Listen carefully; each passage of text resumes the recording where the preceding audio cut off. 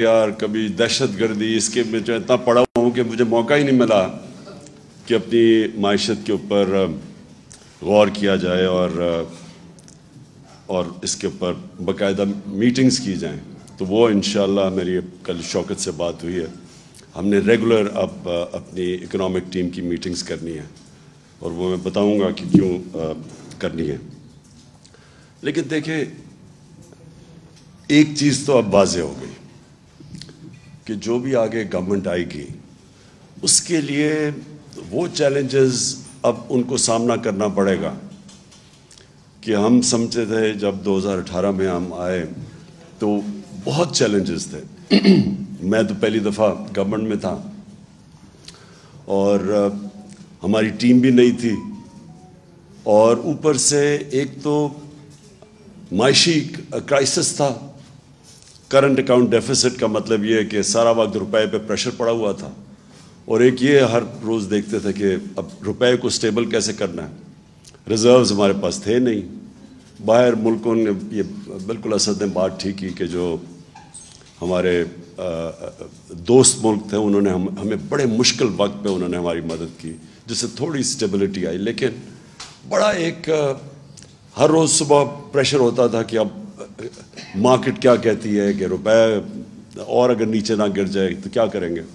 लेकिन उसके अलावा एक पहले दिन से जो ऑपोजिशन थी वो पहले दिन से गवर्नमेंट गिराने के ऊपर तुली हुई थी। तो जो अभी असद ने भी बात की कि देखें, कभी भी आप इन्वेस्टमेंट एक मुल्क में जिसकी वजह से वेल्थ क्रिएशन होती है वो आ ही नहीं सकती जब तक एक पॉलिटिकल अनसर्टेनिटी हो। और वो पॉलिटिकल अनसर्टेनिटी क्रिएट की गई हमारे अगेंस्ट प्लान करके, और वो सिर्फ वो इसलिए नहीं कि वो इसलिए नेसेसरली नहीं कि उन्होंने वो समझते थे कि उनको पावर में आना चाहिए, वो इसलिए कि वो डरे हुए थे कि मैं एहतसाब करूँगा। उनके ऊपर करप्शन के केसेस थे, वो सारा कोशिश ये कर रहे थे मुझे ब्लैकमेल करने की कि मैं किसी तरह उनको एनआरओ दे दूँ। और वो पहले दिन से ना उन्होंने तकरीर करने दी मुझे, पहले दिन असेंबली में ना वो तकरीर करने देते थे, शोर मचा देते थे। और फिर हर रोज़ वो कि जी आज इकॉनमी गई तो कल गई और आज गवर्नमेंट गई और परसों गई, और फिर वो फजल रहमान अपना धरना ले आता था। हालांकि मैंने उसको बड़ा कहा कि हम एंटरटेन का, हम कोई ने कोई रोड ब्लॉक्स नहीं किए, हमने कोई FIRs नहीं काटी। मैंने तो उसे ऑफ़र किया था कि हम थोड़ा खाना पीना भी तुम्हें दे देंगे जब तुम धरना लेके आओगे। और फिर वो और डराने के लिए बिलावल साहब ने काम पे टांगने वाला टूर कर दिया गवर्नमेंट गिराने के लिए। कहने का मकसद मेरा ये है कि सारा वक्त पॉलिटिकल अनसर्टेनिटी क्रिएट की गई ब्लैकमेल करने के लिए, पार्लियामेंट चलने नहीं दी। और फिर ये टाइम फ्रेम दी आगे क्या ये 3 महीने में और 2 महीने में गई, और साजिशें हो रही थी, वो मुझे पूरी उसकी रिपोर्ट थी। फिर जब वो कोविड आया तो वो शहबाज शरीफ जो भाग गए थे नवाज शरीफ के साथ, आपको याद होगा कि उन्होंने गारंटी करके अदालत में एफिडेविट दे के और वो बाहर भाग गए थे। तो उसने आना ही नहीं था वापस क्योंकि उसका FIA का केस था, बेटा पहले भाग गया था, उनको पता था कि वो ओपन एंड शट केस है। जब कोविड आया तो उधर भी एक अपॉर्चुनिटी नज़र आ गई कि अगर इमरान खान लॉकडाउन लगाता है तो वैसे इकॉनमी बैठ जाएगी, लॉकडाउन नहीं निकालता तो हॉस्पिटल भर जाएंगे। तो वो विन विन सिचुएशन था। वो भागा भागा वापस आया, मुंह पे वो लगा के कंप्यूटर के सामने बैठ गया कि मैं स्पेशलिस्ट हूँ, मैं आके ठीक करूँगा मुल्क को। और वो खाकानाबाजी ने स्टेटमेंट भी दी कि शहबाज शरीफ को मौका दो, उसने डेंगू के अंदर बड़ा अच्छा काम किया था। तो वो एक 3.5 साल का बड़ा इनरिचिंग एक्सपीरियंस था, क्योंकि इतना चैलेंजिंग था कि उसके अंदर मैंने सीखा बहुत कुछ। तो उसमें मैं इकॉनमी भी थोड़ी बहुत सीख गया, क्योंकि हर रोज़ हमारे पास बैठना पड़ता था टीम के साथ कि अब ये क्राइसिस हो गया और फलाना क्राइसिस है। तो मैं जो चीज़ समझाऊँ वो ये कि हमने कभी भी अपने मुल्क में सोचा ही नहीं वेल्थ क्रिएशन का, एक्सपोर्ट्स बढ़ा के। ये ईस्ट एशियन टाइगर्स हमारे सामने निकल गए आगे, और वो मुझे याद है हर दूसरे दिन आता था कि मैं जी पाकिस्तान को एशियन टाइगर बना दूंगा, कोई कहता था। لیکن ایشین ٹائگر تو بنا تھا ایکسپورٹس بڑھا کے. اور پھر چائنا کی بھی ساری جو گروتھ دیکھی انہوں نے کانسنٹریٹ کر کے ایکسپورٹس بڑھائی تھی. مجھے یاد ہے مہاتر محمد سے میں 20 سال پہلے ملا تو وہ مجھے بتا رہے تھے کہ ہم نے باقاعدہ ایکسپورٹس بڑھانے کے لیے پہلے ہم نے الیکٹرانکس کی اس کو کاٹیج انڈسٹری بنایا. گھروں کے اندر ہم نے چھوٹے چھوٹے اسمبلی پلانٹس لگائے. ادھر سے پھر ہم نے ڈیولپ کر کے آہستہ آہستہ وہ $80 بلین کی ان کی پرائمری ایکسپورٹس تھی پہلے ربر یا ٹن کی, وہ ساری انہوں نے الیکٹرانکس کے پورا انہوں نے اپنی اکانومی اٹھا دی. یہاں کبھی کسی نے کوشش نہیں کی. اور خاص طور پہ یہ جو پچھلے 5 سال میں ہمارے آنے سے پہلے آپ ذرا دیکھیں تو صحیح, وہ ابھی گراف جو شوکت نے دکھایا وہ ایکسپورٹ اسٹیگننٹ تھی. اور ایکسپورٹس اگر آپ کی بڑھ نہیں رہی تو ملک کا کیسے آگے بڑھ سکتا ہے؟ اور وہی ہوتا ہے, تھوڑی سی ہماری گروتھ ریٹ اوپر جانے لگتی ہے, کرنٹ اکاؤنٹ کے اوپر پریشر پڑ جاتا ہے, وہ پھر ہمیں IMF کے پاس جانا پڑتا تھا, اور اسی سائیکل میں ہم پھنسے ہوئے تھے. تو ہم نے آتے ساتھ ہی پھر جب کوشش کی ایکسپورٹس کے اوپر, اور بڑا زور لگایا ایکسپورٹس کے اوپر, اور پہلی دفعہ ایکسپورٹرز کو بلایا, کانسنٹریٹ کیا کہ ہم کیسے ان کی مدد کر سکتے ہیں. باہر بھی گیا میں, جتنے بھی دورے تھے تو میری پوری کوشش ہوتی تھی ہم اپنے ایکسپورٹرز کو ساتھ لے کے جائیں تاکہ ان کی کسی طرح ان کی مدد کریں, کہ اس کے بغیر تو کچھ نہیں ہونا تھا. دوسرا ہمارا اثاثہ اوورسیز پاکستانی ہے, کیونکہ میرا انٹریکشن ان سے بہت زیادہ ہے, اور مجھے انہوں نے سپورٹ, جس کو کہتے ہیں فورن فنڈنگ,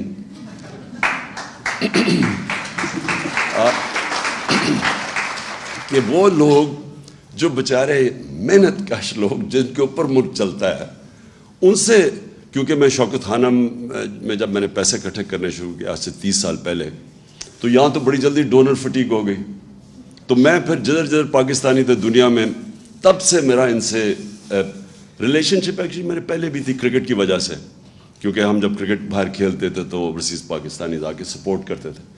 لیکن جب میں نے شوکت خانم کے لیے پیسے اکٹھے کیے تو میں پھر باہر نکل گیا. یہاں لوگ جو لوگ بڑے پیسے والے تھے وہ باہر سے کہہ دیتے تھے کہ وہ آفس میں نہیں بیٹھا صاحب, تو میں تب باہر نکل گیا. تو میرا اوورسیز پاکستانیز نے میری پھر مدد کی. یہ شوکت خانم جو بنا, یہ سب سے زیادہ کنٹریبیوشن اوورسیز پاکستانیز کی تھی, جس کو ہم فورن فنڈنگ آج کل کہتے ہیں. اس کے بعد جب میں نے نمل یونیورسٹی میں ان سے پیسے اکٹھے کیے, پھر جب آہستہ آہستہ جب ہماری پارٹی اٹھنے لگی تو سب سے پہلے سپورٹ اوورسیز پاکستانیز نے کی, اور ادھر سے پھر ہم نے پیسہ اکٹھا کیا, جس کا یہ الیکشن کمیشن کے اندر اتنا بڑا ڈرامہ چلا ہوا ہے کہ میں ابھی تک حیران ہوں. انہوں نے رات تو فورن فنڈنگ دیکھ ہی لی ہوگی, جو 5-5.5 ارب روپیہ آ گیا 3 گھنٹے کے اندر.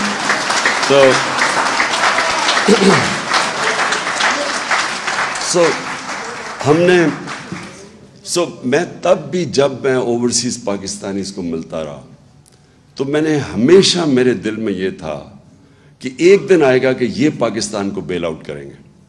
IMF نہیں کرے گی, فرینڈلی ملک نہیں کریں گے, یہ کریں گے بیل آؤٹ. کیونکہ ان کے پاس جو پیسہ اس وقت جو ڈالرز پڑے ہیں, اگر ہم صحیح معنی میں اس کو ہم ٹیپ کر لیں, اور ہم نے کیا, ریمیٹنس میں ہم نے بڑا زور لگایا اور ریکارڈ ریمیٹنسز آئیں, اور ایکچولی اس کی وجہ سے ہم بچے رہے, کیونکہ انہوں نے 31 یا 32 ارب ڈالر بھیجا باہر سے, کبھی اتنا پیسہ نہیں آیا تھا. اور یہ بھی تھوڑی سی ایفرٹ کی تھی ہمیں, کیونکہ ہم اتنے اور پرابلمز میں پھنسے ہوئے تھے. اب جو میں سمجھتا ہوں کہ یہ جو اب صورتحال جس بھی گورنمنٹ کو ملے گی, اس کو بڑا اب out of the box thinking کرنی پڑے گی. یعنی اس کو پاکستان کو ایسے چلانا پڑے گا جو اب تک ہم نے پاکستان کو نہیں چلایا. ہمیں اب وہ سٹیپس لینے پڑیں گے جو اب تک ہم نے وہ سٹیپس نہیں لیے. ہمیں پہلے سے, اب جو میری شوکت سے کل بات ہوئی تھی, اب پہلے سے ہمیں وہ تیاری کر کے آنی پڑے گی جو ہم نے 2018 سے پہلے نہیں کی. وہ کر بھی نہیں سکتے تھے, کیونکہ ہمیں پہلی پریزنٹیشن تو ملی جب میں پرائم منسٹر آفس میں تھا, تو مجھے تو پہلی دفعہ پتہ چلنا شروع ہوا کہ وابڈا میں کتنا حالات ہے, تو پینشنز اب کدھر تک پہنچ گئی ہیں. مجھے تو آئیڈیا ہی نہیں تھا ان چیزوں کا. میں وہ دیکھ رہا تھا کہ جب جو بائیڈن جب پریزیڈنٹ بنا تو 2.5 مہینے پہلے پریزیڈنٹ جب الیکٹ ہوا اور آفس میں گیا, 2.5 مہینے پہلے اس کو پریزنٹیشنز ہر ڈپارٹمنٹ نے دی. تو ان کی پوری ٹیم کی تیاری تھی, جیسے انہوں نے آفس سنبھالا تو ان کے پاس پوری سارا سمجھ تھی کہ کون سی ایریاز میں کیا انہوں نے کرنا. تو میں تو جب پہلی دفعہ آفس میں آیا تو پہلی دفعہ مجھے پریزنٹیشن ملی کہ یہ جی کرنٹ اکاؤنٹ ڈیفیسٹ کتنا ہے تو فلانا یہ ہے. تو اب ہم نے فیصلہ کیا کہ ہم اب پوری اپنی اکنامک ٹیم بنائیں گے, اور وہ صرف یہی نہیں کہ اسیس کرے گی, لیکن اب وہ out of the box thinking کیا ہے. اور میں یہ کیوں کہتا ہوں کہ دیکھیں یہ تو کوئی اکنامکس نہیں ہے نا کہ آپ قیمتیں بڑھاتے رہیں اور پیسے اکٹھے کرتے رہیں. یہ تو کوئی اس میں کوئی جینیس نہیں چاہیے. وہ تو ایم کیو ایم بڑا اچھا پیسہ اکٹھا کر لیتی تھی بھٹا لے کے, وہ تو لوگوں کو پیسے بڑھا دیتے تھے نا. وہ جو دکاندار تھا وہ اپنی قیمت بڑھا دیتا تھا اسے جب پیسے لیتے تھے. تو یہ تو کوئی اکنامکس نہیں ہے. اکنامکس یہ ہے کہ ابھی ثاقب شیرانی نے بڑی اچھی بات کی کہ دیکھیں سب سے پہلے آپ فیصلہ کریں کہ آپ نے اپنے انسانوں کو پروٹیکٹ کرنا ہے.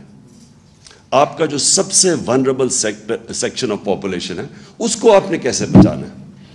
اور یہ دو پارٹیز یہ انہوں نے جو کیا 4 مہینے کے اندر, اس سے واضح ہو جانا چاہیے کہ ان کے ذہن میں کبھی بھی انسانیت ان کے ذہن میں نہیں آئی. ان کا صرف ذہن ہوتا ہے کہ پیسے کیسے بنانے اور کرسی پہ کیسے بیٹھنا اور اس کا فائدہ کیسے اٹھانا ہے. اگر یہ کرتے تو آپ مجھے یہ بتائیں کہ یہ 90s میں ان کی پارٹنرشپ چوروں کی لگی ہے اکٹھی. 90s سے یہ باریاں لے رہے ہیں. پچھلے 62 سال میں 30 سال یہ دونوں خاندان پاور میں رہے ہیں. کب انہوں نے ایک انسانیت کی فکر کی؟ یہ جب آئے ہمارے سامنے دیکھتے دیکھتے پہلے ہندوستان ہمارے سے آگے نکلا, پھر اس کے بعد بنگلہ دیش آگے نکل گیا ہمارے سے. ہمیں جو یاد ہے, مجھے تو ابھی بھی یاد ہے جب بنگلہ دیش بنا تھا, بلکہ میرا وہ آخری جہاز آیا تھا ڈھاکہ سے, اس کے بعد ملٹری آپریشن شروع ہو گیا تھا ایسٹ پاکستان میں. تو مجھے تو وہ بڑی اچھی طرح یاد ہے وہ جو سارا ٹائم تھا. تو مجھے یاد ہے کہ جب وہ بنگلہ دیش علیحدہ ہوا اور بنا, ایسٹ پاکستان ٹوٹا, تو خوشیاں بنائی گئیں. میں وہ ڈرائنگ رومز ابھی مجھے یاد ہے, لوگوں نے خوشیاں بنائیں کہ اتنا وہ سارا ہمارا پیسہ وہاں چلا جاتا ہے, وہاں سائیکلون آتا ہے تو ہمیں اس کو سبسیڈائز کرنا پڑتا ہے. میں نے یہ کانوں سے یہ باتیں سنی ہوئی ہیں کہ چلیں شکر ہے بوجھ اترا. 90s میں وہ آگے نکل گیا ہمارے سے, بنگلہ دیش ہمارے سے آگے نکل گیا. تو یہ دو پارٹیز جب آئیں ان کی دولت اوپر چلی گئی, ملک کے قرضے بھی بڑھ گئے, اور ملک کے اندر کبھی کوئی لانگ ٹرم پلاننگ نہیں ہوئی. آج چائنا کا سب سے بڑا سکسیس کیا ہے, وہ 15-20 سال کے پلانز بنائے ہوئے ہیں. یہاں اگر لانگ ٹرم پلاننگ ایک ہی چیز میں ریفلیکٹ کرتے تھے, انہوں نے کبھی ڈیمز نہیں بنائی. انہوں نے یہی نہیں سوچا بجلی بنانے کا کہ ہمیں فیول نہ امپورٹ کرنا. ایکسپورٹس بڑھ نہیں رہی تو ہمیں تو پہلے سے ہی سوچنا چاہیے تھا کہ وہ ہم بجلی اس چیز پہ بنائیں جو ہمیں امپورٹڈ فیول پہ نہ ہو. کوئی لانگ کلائمیٹ چینج, اب آج دیکھیں یہ کلائمیٹ چینج اتنی بڑی چیز ہے. میں نے جب 2013 میں ہم نے مل کے شروع کیا یہ بلین ٹری سونامی پختونخوا کے اندر, تو 2 سال تو یہ مذاق اڑاتے رہے ہمارا. اور مذاق اس لیے اڑا رہے تھے کہ ان کو کوئی کانسیپٹ ہی نہیں تھا کہ پاکستان کے اندر جو انگریز کے بنائے ہوئے تھے جنگل تھے وہی ختم ہو گئے. ہم بچپن میں جایا کرتا تھا اپنے بڑوں کے ساتھ شکار پہ, تو یہ بڑے بڑے جنگل تھے, چھانگا مانگا, کندیاں, میاں والی میں, یہ چیچا وطنی میں بڑے جنگل تھے, وہ انگریز کے بنائے ہوئے. یہ چھوڑے کہ انہوں نے کچھ جنگل خود اگانے تھے وہ بھی ختم کر دیے. تو کوئی کانسیپٹ ہی کسی کو نہیں تھا کہ موسم گرم ہو رہا ہے. پاکستان 10 ملکوں میں سے ہے جو سب سے زیادہ ونربل ہے کلائمیٹ چینج پہ. کبھی کوئی کانسیپٹ نہیں تھا, کوئی لانگ ٹرم پلاننگ ہی نہیں تھی ان کی. اور پھر جب کووڈ آیا, میں ادھر سے شروع کریں, جب شہباز شریف آیا اور اس نے منہ پہ وہ لگا کے اور کمپیوٹر پہ بیٹھ گیا, انہوں نے کیا کہا, سب سے پہلے انہوں نے شور مچا دیا کہ عمران کو لاک ڈاؤن کرو پاکستان کا. ان کی سب کی سٹیٹمنٹس ہیں کہ عمران خان کے اوپر FIR کاٹ دو, یہ لاک ڈاؤن نہیں کر رہا. ان کی اسمبلی میں سٹیٹمنٹس ہیں. بلکہ انڈیا کی تعریفیں شروع کر دی, جو نریندر مودی نے وہاں کرفیو لگایا تھا اس کی تعریفیں کرنی شروع کر دیں کہ وہ دیکھو کتنا اچھا کام کر رہا ہے اور یہاں کو لاک ڈاؤن نہیں لگ رہا. کیونکہ انہوں نے کبھی غریب کا سوچا ہی نہیں ہے. میں بار بار ان سے پوچھوں کہ مجھے یہ بتاؤ کہ وہ دہاڑی دار کا کیا بنے گا. یہ اسد وہ NCOC میں تب یہ تھا, تو ہماری کیا آرگیومنٹس, کیا ہم ڈسکشن ہوتی تھی. پہلے تو آپ سوشل ڈسٹینس کی بات کر رہے ہیں, ہمارے یہاں کچی آبادیوں کے اندر 10-10, 8-8 لوگ ایک کمرے میں ہیں, وہ کدھر سوشل ڈسٹینسنگ ہوگی؟ پھر وہ جو دیہڑی دار ہے وہ اگر تنخواہ اگر پیسے نہیں کماتا، چھاپڑی والا ہے، وہ کیسے اپنے بچوں کو پالے گا؟ میں کہتا رہا نہ لاک ڈاؤن لگاؤ بلکہ پارشل لاک ڈاؤن لگاؤ. وہ سندھ میں وہ مراد علی شاہ نے وہاں لاک ڈاؤن لگا دیا، اور 2 ہفتے کے بعد کوئی گاڑی جاتی تھی غریب علاقوں میں، اٹیک ہو جاتا تھا اس کے اوپر، بھوکے لوگ تھے سارے. اس نے پھر ڈر کے پھر میرے کندھے پہ بندوق چلائی. اس نے کہا اچھا اب آپ کہہ رہے ہیں تو ہم لاک ڈاؤن ہٹا رہے ہیں، کیونکہ وہ ڈرا ہوا تھا کہ اگر وہ ہاسپٹل میں زیادہ لوگ آ گئے تو پھر میرے اوپر وہ بلیم کرے گا. لیکن میں صرف اسے ایک مینٹل ایٹیٹیوڈ آپ کی بتانا چاہتا ہوں کہ ان کے کبھی بھی ذہن میں عام آدمی نہیں تھا. انہوں نے سوچا ہی نہیں کہ عام آدمی کیسے گزارا کرے گا. دیہڑی دار ہے، یہ ہے، کتنے لوگ ہیں. ہمارا جو لیبر ہے وہ زیادہ تر تو انفارمل سیکٹر میں ہے، اس کی تو کوئی رجسٹریشن ہی نہیں ہے. تو آپ کیسے ان کی مدد کریں گے؟ اس لیے مجھے کہتے ہیں جی وہ دیکھو چائنا نے کیا کیا تھا. ووہان سٹی میں جب چائنا نے لاک ڈاؤن لگایا تھا، ایک گھر پہ کھانا پہنچایا تھا انہوں نے. تو ہمارے پاس تو تھا ہی نہیں. تو لہٰذا جب ہم اس ساری چیز سے نکلے، میرا ایمان اللہ میں ہے کہ وہ ہمیشہ جب ایک غریب کی آواز بھی سنتا ہے، اس کی دعا بھی سنتا ہے، اس کی تکلیف بھی سنتا ہے. وہ جب آپ اپنے لوگوں کو کرش کرتے ہیں، سوچتے ہی نہیں ہیں اب IMF یہ کہہ رہا ہے تو چلو یہ کر دو.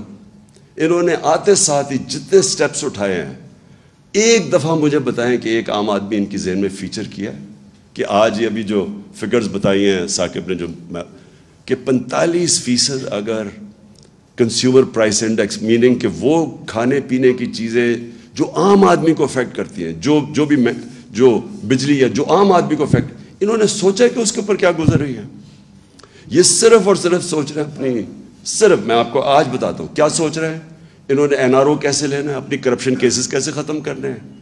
انہوں نے کیسے اب یہ عام آپ مارکیٹ میں چلے جائیں، ان کے وزیر لگے ہوئے ہیں پیسے بنانے کے لیے، ان کو کوئی فکر نہیں ہے.